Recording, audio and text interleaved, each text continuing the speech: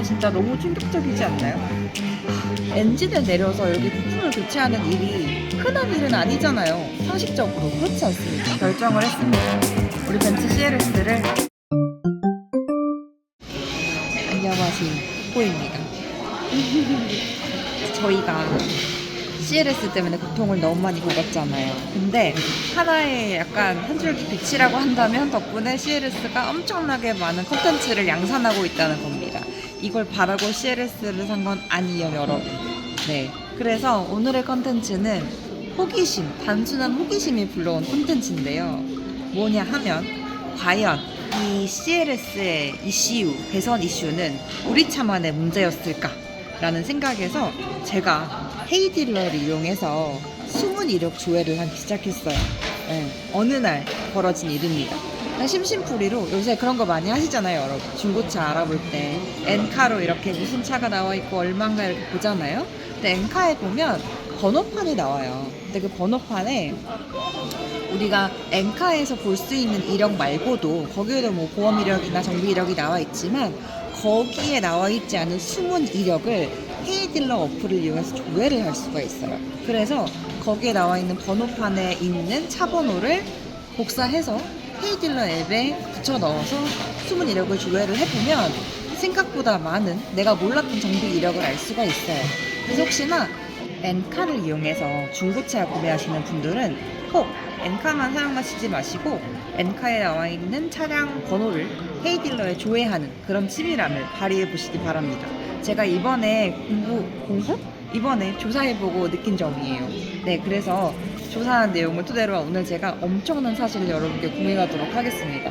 자, 우선 간단한 복습을 하자면 저희 차는 사자마자 거의 바로 물론 10만 이상을 탄 차긴 했지만 사자마자 배선 이슈 그리고 ECU 문제가 발생을 해서 배선을 밟고 ECU를 교체하는 그런 일이 벌어졌습니다. 사실은 아무리 뭐 10만 넘은 차라고 해도 엔진을 내려서 이렇게 부품을 교체하는 일이 흔한 일은 아니잖아요. 상식적으로 그렇지 않습니까? 그래서 그때부터 좀 이해가 되지 않았는데 이번에 저희가 또 한 번 엔진에 문제가 나고 나서 아 이거 조금 보통 일이 아니다 해가지고 과연 우리 CLS만 그런 걸까? 해서 CLS 엔카에 나와 있는 CLS 모델들을 조회해 보기 시작했습니다. 여러분 들어보세요. 충격적입니다. 제가 지금 헤이딜러를 통해서 하루에 10대 정도가 조회가 돼요. 그래서 조회한 거에 상당수가 이런 부품 수리 내역이 있길래 특별 공유해 드리는 거예요. 자, 보세요. 첫 번째, 일단 CLS부터 갑니다. CLS 모델 CLS 300D 수리 내역 ECU 부품 수리를 했어요. 어떤 부품 수리인지는 모르겠지만 아마도 예상컨대 배선 이슈 그런 느낌이죠. 수리 당시 주행 거리가 8만대 수리를 했습니다. 네, 8만 정도 달린 차가 ECU 부품 수리를 했어요. 뭐 그럴 수 있겠다라고 생각을 하실 수 있겠죠. 그러면 안 되지만 8만 정도 탔으면 그럴 수 있겠다라고 생각을 하시는 분들께 다음 차 나갑니다. 다음 차 모델명 CLS 400D고요. 똑같이 ECU 부품 수리를 했습니다. 그런데 수리 당시 주행 거리가 얼마였냐? 2138km였습니다. 2000을 탄 CLS 400D가 ECU 부품을 왜 수리를 합니까? 이거 좀 냄새가 나죠. 다음 차 나갑니다. 세 번째, CLS 400D.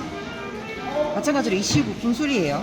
특이사항, 무려 2번에 거쳐 같은 수리를 감행하게 됩니다. 근데 첫 번째 수리는 언제였냐? 15,000km.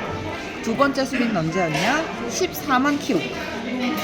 이상합니다. 어떻게 15,000을 탄 차가 이런 부품 수리를 받아야 되는지 도저히 이해가 되지 않고요. 그리고 이런 수리를 한 이후에 또 10만 km를 타고 또 같은 부품을 수리를 한다는 거. 이거 굉장히 좀 짚고 넘어가야 될 문제라고 생각합니다. 그리고 그 다음 네 번째. 이거는 CLS 450이에요. 450인데 이거는 엔진 디스트리뷰터 부품 교체라고 되어 있더라고요. 찾아보니까 이 디스트리뷰터가 배전기라고 하는데 점화 코일에 연결되는 배선 장치더라고요. 그러니까 우리가 딱 수리한 바로 그 부분인 것 같아요. 그러니까 이런 엔진 디스트리뷰터 부품 교체라는 것도 마찬가지 교체로 보면 될 것 같습니다. 자, 그래서 이 CLS 450은 58,000km대 이 배전기 부품을 교체하였습니다. 다음 또 CLS 450이고요. 이 차는 47,000의 디스트리뷰터 부품을 교체하였습니다. 같은 거죠. 자, 여기까지가 지금 CLS 5대예요. 이게 CLS를 막 30대, 40대 찾아가지고 5대가 나온 게 아니고 거의 찾아보면 2대에 1대꼴로 이런 비슷한 수리 내역이 나오는 걸 봤어요. 그래서 아, 이거 진짜 이거는 고질적인 문제다라고 밖에는 설명이 안 되지 않습니까? 그래서 여기서 좀 어이가 없어서 아, 이거 그래 알겠어. CLS 너네 이런 문제 있구나. 근데 CLS 너네만 그럴 거냐? 해서 계속 서치를 이어나갑니다. 다음에 발견한 차량은 AMG CLS 53 모델을 또 발견을 했어요. 이 차도 엔진 디스트리뷰터에 부품 교체를 했는데 29,000대 부품 교체를 했습니다. AMG도 이 모양이에요. 이게 엔진이 좋다고 해서 과연 문제가 없느냐 하면 그게 아니라는 거죠. 여기서 또 한번 놀라기 시작합니다. 아, 이거 진짜 벤츠 안 되겠네. 그래서 CLS를 또 넘어서 다른 모델들도 코칭을 해보기로 했습니다. 근데 다음 또 나갑니다. GLB 차량이었는데 여기도 ECU 부품 수리를 했고요. 교체했던 시기는 27,000km입니다. 얼마 안 탔죠? GLB도 이런 이슈가 있는 것 같아요. 그 다음에 GLE 차량도 또 부품 수리 내역이 있는데 보니까 2번 교체를 했어요. 3만 km대 ECU 부품 수리를 했고 75,000km대 배전기 부품을 또 교체를 했습니다. 이게 말이 되나요? 너무 스트레스 받을 것 같아요. 이 차주분들, 지금 여기 제가 말씀드린 차주분들 너무 스트레스 받으셨을 것 같고요. 이뿐만이 아닙니다. S클래스에서도 발견했어요. S350D 모델이고요. 이 차도 ECU 부품 수리를 2번을 했는데 5만 km대 한 번, 53,000km대 한 번, 이렇게 굉장히 가까운 시기에 2번에 걸쳐 ECU 부품이 교체된 건을 발견을 했습니다. 제가 지금 말씀드린 게 총 9대의 차량이고 이거를 제가 몇 날 며칠을 뒤진 게 아니에요. 하루 이틀 만에 발견한 게 이 정도입니다. 이거 진짜 너무 충격적이지 않나요? 지금까지 제가 말씀드린 차량은 CLS, AMG CLS, GLB, GLE 그리고 S클래스까지는 이런 결함이 발견이 됐고요. 그래서 일단은 큰 차종, 고급 차종들에서는 다 이런 문제가 발견이 된 걸로 보이고 작은 차들은 어떤가 싶어가지고 A클래스랑 CLA를 조금 찾아봤거든요. 근데 그런 차종들에서는 4-5대 정도를 클릭을 해봤는데 조회 결과 같은 이상이 나오지는 않았어요.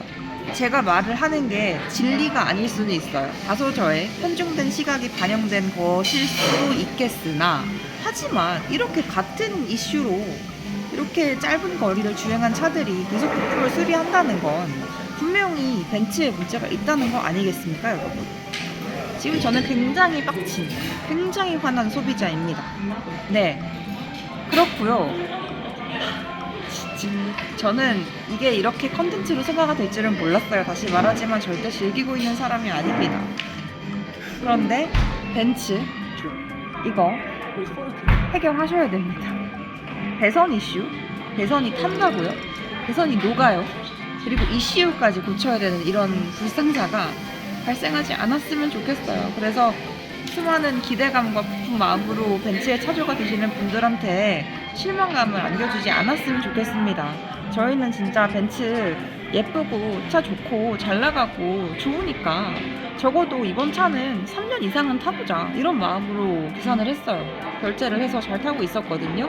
근데 지금 1년 동안 돈은 돈대로 마음은 마음대로 너무나 많이 갈갈이에 마음도 찢기고 몸도 찢기고 이런 상황에서 몸이 찢겼나? 아무튼 마음이 찢기고 이런 감정 소비가 심한 상태에서 저희는 결정을 했습니다. 우리 벤츠 CLS를 과감히 놓아주기로. 네. CLS가 우리를 놓아준 거 아니에요? CLS가 저희가 별로 마음에 안 들었나 봐요. 저희 같은 차주들을 만난 저 같은 차주를 만난 CLS가 저를 거부한 걸로 생각을 하죠. 그렇게 생각하는 게 마음 편할 것 같아요. CLS를 사는 다른 차주분들에게는 절대 이런 일이 일어나지 않기를 바라면서 오늘은 CLS 그리고 벤츠의 중고차들은 어떤 숨은 이력을 가지고 있을까라는 궁금증으로 시작한 컨텐츠였고요. 오늘의 컨텐츠를 재밌게 즐겨주셨으면 좋겠고 또 CLS의 컨텐츠의 축복은 마르지 않기 때문에 다음은 또 어떤 컨텐츠로 여러분들을 맞이하게 될지 기대가 되면서 오늘의 컨텐츠는 여기서 마무리하도록 하겠어요. 여러분 다음 컨텐츠도 기대 많이 해주세요. 안녕.